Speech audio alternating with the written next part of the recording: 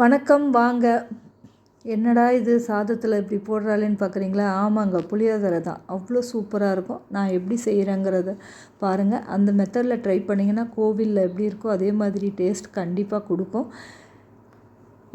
என் ஸ்டைலில் நான் இப்படி தான் செய்கிறேன். எனக்கு டிஃப்ரென்ஸ் தெரியல. அந்த அளவுக்கு சூப்பராக இருக்கும் அந்த புளியோதரை.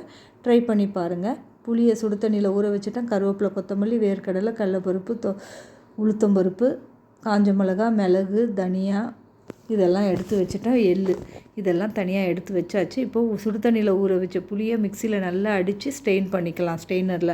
இந்த மாதிரி பண்ணும்போது உங்களுக்கு புளி வேஸ்ட் ஆகாது, திக்னஸ் கிடைக்கும். குழம்பு கொஞ்சம் எக்ஸ்ட்ரா செய்து வச்சுக்கிட்டோம்னா வேணுன்னும் போது புளி பேஸ்ட்டை போட்டு இந்த மற்ற பொடி ரெடியாக இருக்கும். இந்த பருப்பெல்லாம் வறுத்து கொட்டி செய்துக்கலாம். இப்போ அந்த கரைசலில் நம்ம உப்பு, தனி மிளகாய் பொடி, மஞ்சள் பொடி சேர்த்துக்கலாம். இது எல்லாம் நல்லா கலந்து ஒரு பக்கம் இருக்கட்டும். அதுக்கு அடுத்தது நம்ம கடாய் வச்சு கேஸ் பற்ற வச்சு அதில் என்னென்ன பண்ண போகிறோங்கிறத ஒன் பை ஒன்று பார்க்கலாம். நம்ம ஃபஸ்ட்டு வறுக்க வேண்டியதெல்லாம் எடுத்து ட்ரையாக வறுக்க வேண்டியதை எடுத்துக்கலாம். இதில் காஞ்ச மிளகாய், மிளகு, தனியா கண்டிப்பாக போடணும், கொஞ்சம் வெந்தயம், இது எல்லாம் போட்டு நல்லா வறுத்து தனியாக எடுத்து வச்சுக்கலாம்.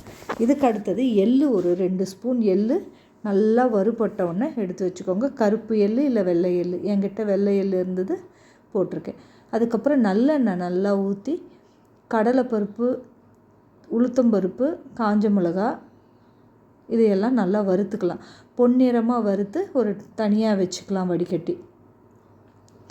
ஒன்று ஒன்றா வறுத்துக்கலாம். அதுக்கப்புறம் வேர்க்கடலை, 3த்தையும் ஒன்றா போட்டும் வறுத்துக்கலாம். ஆனால் ஒன்று வறுபட்டு ஒன்று வறுபடாமல் இருக்கக்கூடாது. அதனால் இது கூடயே கறிவேப்பிலையும் சேர்த்து போட்டுக்கோங்க, ரொம்ப நல்லாயிருக்கும். குழம்புக்கு தனியாக போட்டுக்கலாம். நம்ம இது கூட கருவேப்பிலை போட்டு பொடி வறுத்து வச்சுக்கலாம்.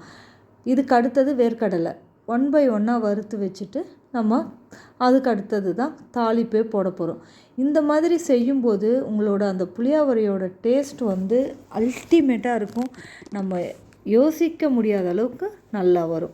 இப்போ வேர்க்கடலையும் நான் வறுத்து எடுத்துக்கிட்டேன். அதில் பாருங்கள், காஞ்ச மிளகா, கருவேப்பிலை எல்லாம் பருப்பெல்லாம் நல்லா வறுத்து எடுத்து தனியாக வச்சாச்சு. இதுக்கப்புறம் இதையும் எடுத்துட்டு இதே எண்ணெயில் நம்ம திரும்பவும் நல்லெண்ணெய் விட்டு தாளிப்பு போட போகிறோம். பெருங்காயம் மறக்காமல் போடுங்க, அதுதான் அதை இன்னும் தூக்கி நிறுத்தும் அந்த டேஸ்ட்டை. கை அப்படியே அந்த ஸ்மெல்லு, புளியோதரை ஸ்மெல் கையை கழுவுனாலும் போகாது, அந்த அளவுக்கு ஸ்மெல்லாக இருக்கும். அவ்வளோ சூப்பராக இருக்கும். இப்போ கடுகு பொரிஞ்சிச்சு. சும்மா ஒரு உளுத்தம்பருப்பு, கடலைப்பருப்பு 2 போடுங்க, ரொம்பலாம் வேண்டாம், ஒரு சும்மா 4 போடுங்க. அதுக்கு அடுத்தது வெந்தயம் வேணுன்றவங்க போட்டுக்கோங்க, இதில் போட வேண்டிய அவசியம் கிடையாது. ஒரு சிலர் போடுறாங்க, அதனால் சொல்கிறேன். பெருங்காயம் போடுங்க, கருவேப்பிலை. இந்த இடத்துல எண்ணெயில் கொஞ்சம் கண்டிப்பாக மஞ்சப்பொடி போடுங்க, அது நல்லா மேலே எடுத்து கொடுக்கும் அந்த கலரை. அதுக்காக இதையெல்லாம் முடிஞ்சதுக்கப்புறம் நம்ம கரைசலை எடுத்து ஊற்றி அப்படியே கொதி வரட்டும்னு விட்டுடுங்க. அது சுண்டி வரும், பேஸ்ட்டாக வரும். அந்த பேஸ்ட்டை அப்படியே எடுத்து தனியாக வச்சுக்கோங்க. அவ்வளோதாங்க, புளியோதரை கம்மன்னு இருக்கும். இந்த கொதிக்கிற வாதமே நம்மளுக்கு அவ்வளோ சூப்பராக இருக்கும். அப்படியே டெம்ப்ட் ஆகும் சாப்பிட்ணும் போல். இப்போ எப்படி இருக்குது பார்க்குறதுக்கு? கலர் அப்படியே நகன்னு இருக்கா? அதுக்கு முன்னாடி சாதத்தை நல்லா வடித்து உதிரியாக ஆற வச்சு எடுத்து வச்சுட்டேன். இப்போ இதில் 1 பை 1 போடலாம். ஃபஸ்ட்டு பருப்புங்க, உளுத்தம்பருப்பு, கடலைப்பருப்பு, கருவேப்பிலை, காஞ்ச மிளகாய் எனக்கு தேவையான அளவு எடுத்துக்கிட்டேன். மீதி எடுத்து வச்சா அப்படியே இருக்கும். வேர்க்கடலை போட்டுட்டேன். அதுக்கப்புறம் நம்ம அரைச்ச பொடி, அந்த பொடியை எள்ளு கடைசியாக போட்டு அரைக்கணும். முதல்ல மிளகு, வெந்தயம், தனியா, காஞ்ச மிளகாய் அரைச்சிட்டு அதுக்கு அடுத்தது எள்ளு போட்டு ஒரு பல்ஸ் மோடு வச்சு எடுத்துக்கணும். இப்போ அதையும் போட்டாச்சு, கொத்தமல்லி போட்டாச்சு. இதை நல்லா கலந்து விட்டுருங்க.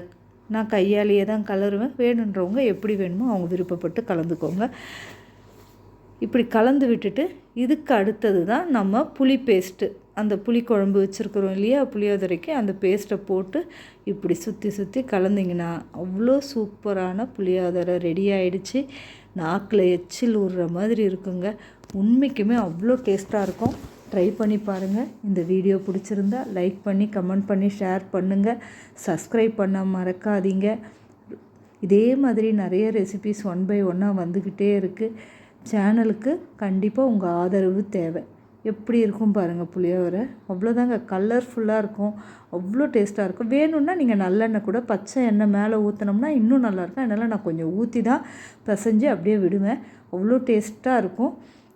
ஸ்கிப் பண்ணாமல் நல்லெண்ணெய் ஊற்றுங்க கண்டிப்பாக. அவ்வளோ டேஸ்ட்டான புளியோதரை ரெடி. இதே மாதிரி நிறைய ரெசிபிஸ் வந்துக்கிட்டே இருக்குது. தேங்க்ஸ் ஃபார் வாட்சிங். பாய்.